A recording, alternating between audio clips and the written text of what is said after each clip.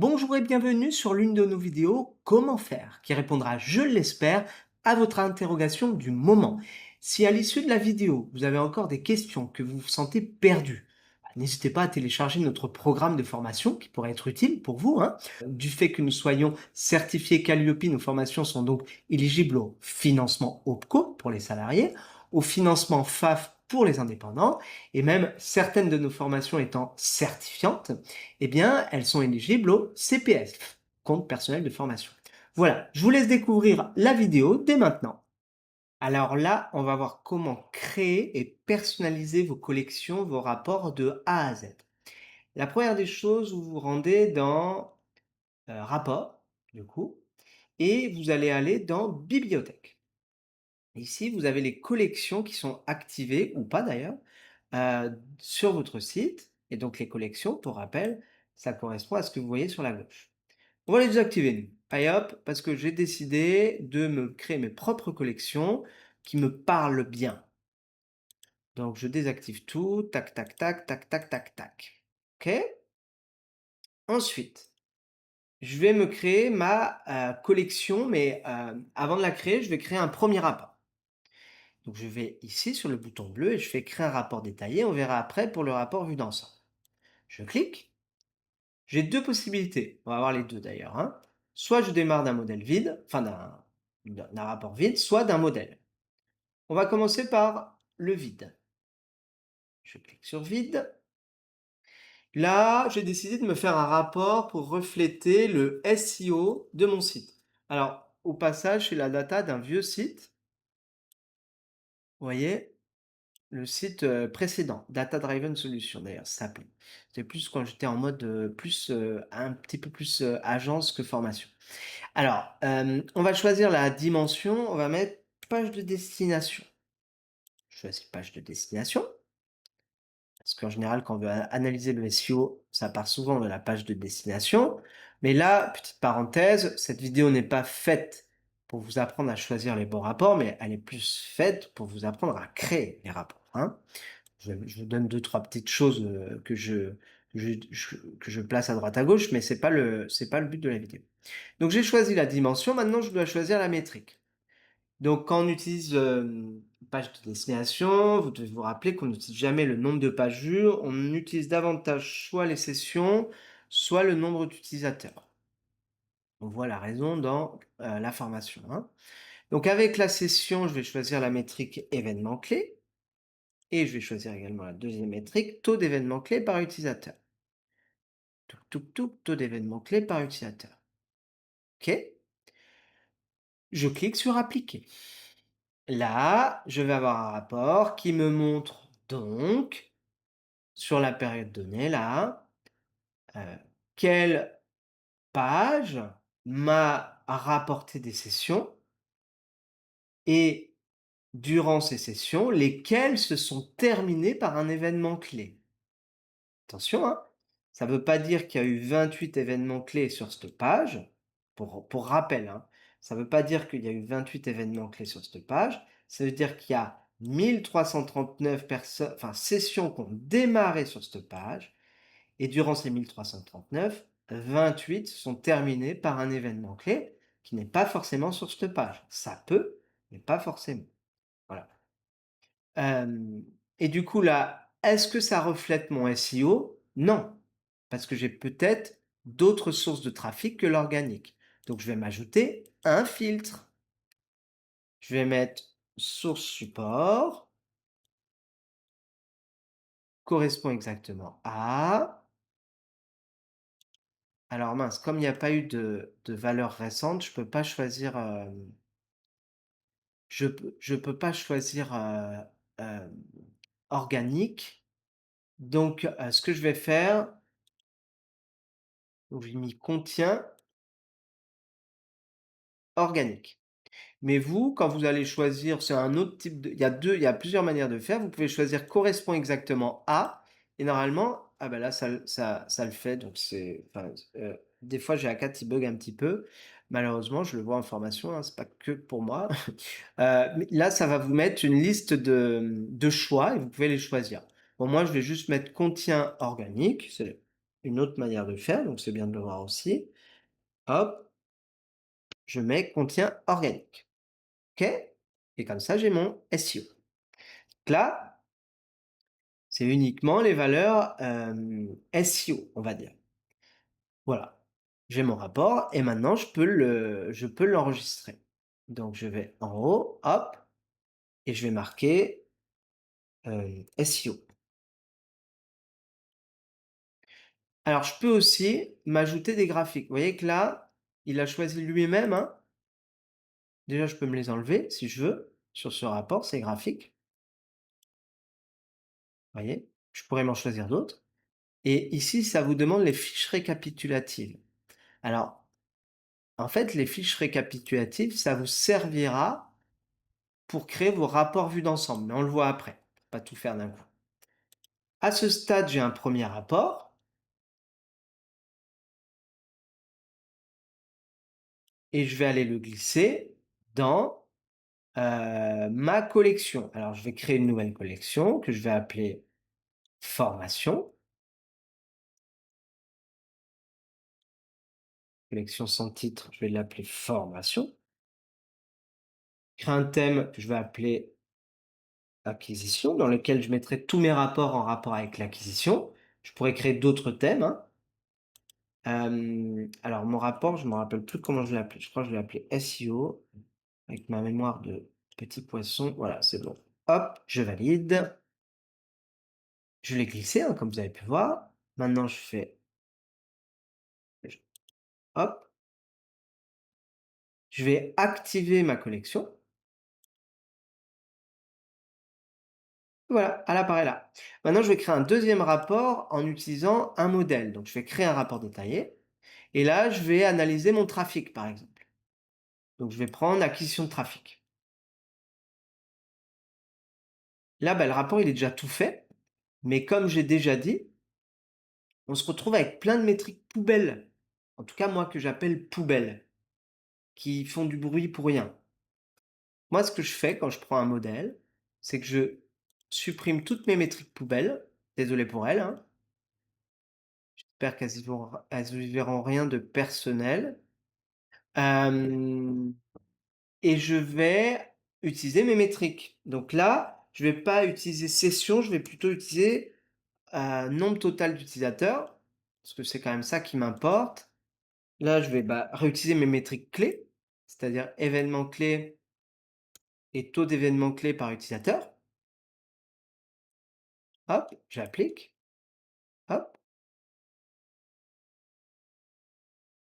et voilà, j'ai mon rapport.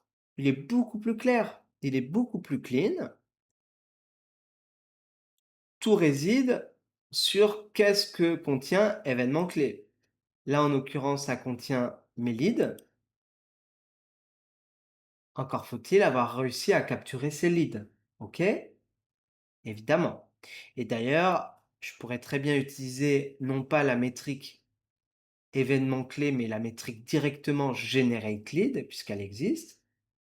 Voilà. Mais en fait, pour la vidéo, là, je préfère utiliser événement clé et événement clé par utilisateur. Donc là, bah, alors, vous voyez là, je me suis trompé, j'ai mis événements clés par utilisateur actif. C'est pas ce que je voulais en fait. Moi, je voulais taux d'événements clés. Donc taux d'événements clés, hop,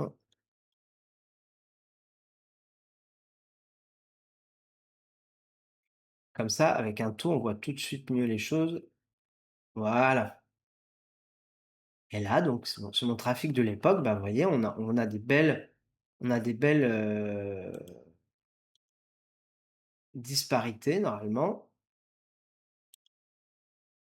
Vous voyez que on voit tout de suite, hein, vous voyez le display, la pub display 2, enfin bon, peu importe, on n'est pas là pour étudier le trafic de l'époque, mais c'est intéressant. Vous voyez organique vidéo, 10, donc peut-être que grâce à un rapport comme ça, on se dit: «Ah bah dis donc, en fait, je prends pas beaucoup de temps pour enregistrer des vidéos, pourtant sur 10 clics, j'ai eu un lead». Ça permet de prendre des décisions réellement. Donc ça, c'est un rapport utile. Donc je l'enregistre. Là, je vais mettre, source de trafic. Hop, je retourne dans ma collection. Tic tac,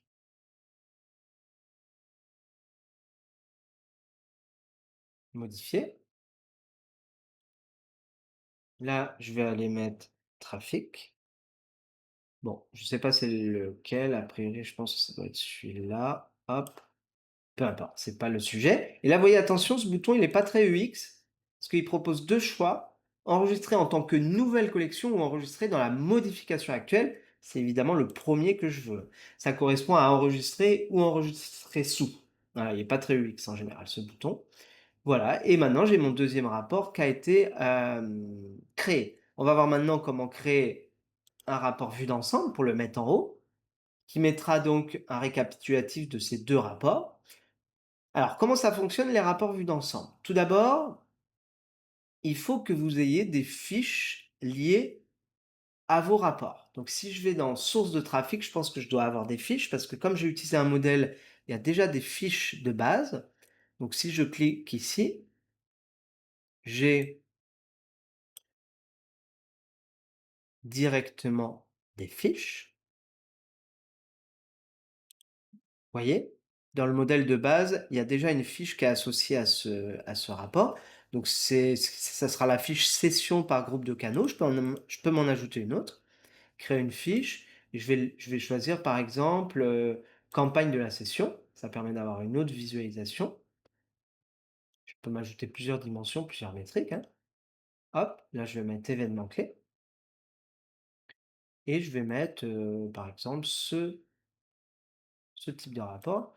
Puis peut-être que je pourrais m'ajouter un filtre, heu, appliquer le filtre du rapport actuel, par exemple, qui est, bah, il y en a pas d'ailleurs, donc ça appliquera pas de filtre. Mais je pourrais m'en mettre un autre. Je valide. À ce stade, donc j'ai 2 fiches associées à ce rapport. Je vais aller voir dans mon rapport SEO qu'est-ce qu'il contient comme fiche.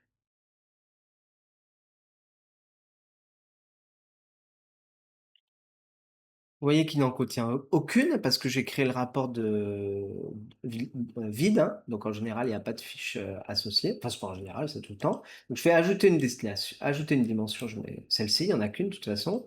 Ajouter des métriques, bah là, je vais choisir événement clé, par exemple. Voilà, et ajouter un fil, je mets appliquer le fil du rapport.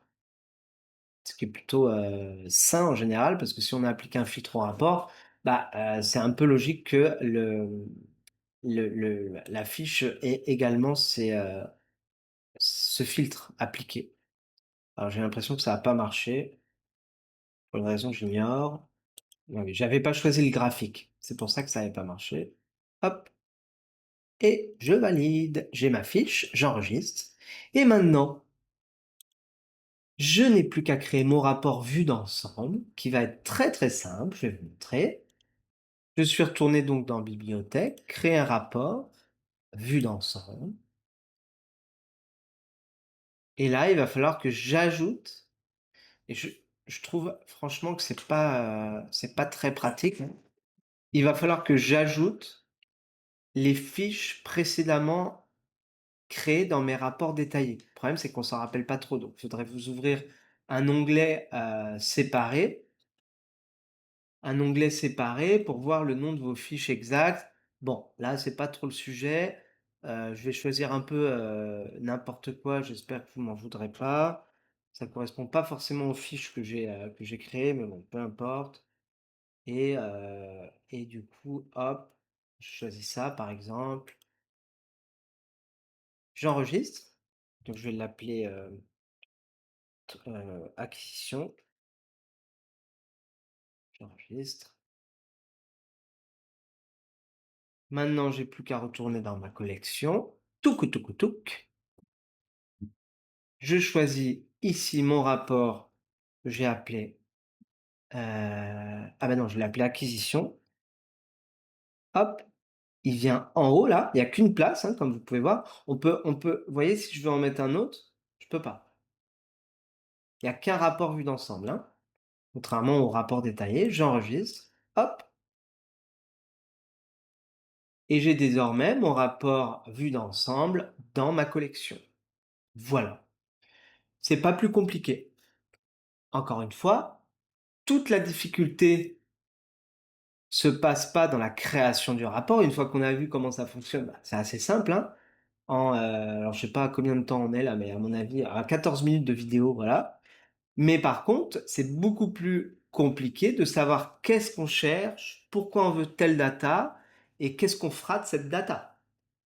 Idem, comment on fait par exemple là, j'ai l'événement clé Generate Lead, peut-être que vous, il sera vide votre événement clé, ou même si vous avez un site e-commerce, peut-être que vous direz: «Ah ouais, mais il y a un problème Franck, parce que le montant n'est pas le bon».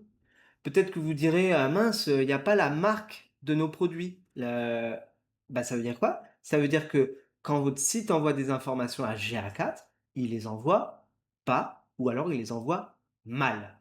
Et c'est ce qu'on voit dans la partie GTM de la formation, Google Tag Manager. Voilà, vous venez de terminer notre vidéo comment faire. J'espère qu'elle vous a plu. Si c'est le cas, n'hésitez pas à vous abonner à notre chaîne. Pourquoi pas même mettre un petit commentaire, un petit like, hein, ça fait toujours plaisir, ça donne envie d'enregistrer toujours plus de vidéos. Par ailleurs, si vous pensez que vous avez besoin de vous former, n'hésitez pas à télécharger le programme de formation. Sachez, comme je l'ai déjà dit, hein, que notre organisme étant certifié Calliope, les formations sont éligibles au PCO pour les salariés, sont éligibles au financement FAF pour les indépendants et également certaines de nos formations étant certifiantes, elles sont éligibles CPF, eh bien, ça peut être utile pour vous de savoir ça. Voilà, j'espère vous retrouver très vite pendant l'une de nos formations.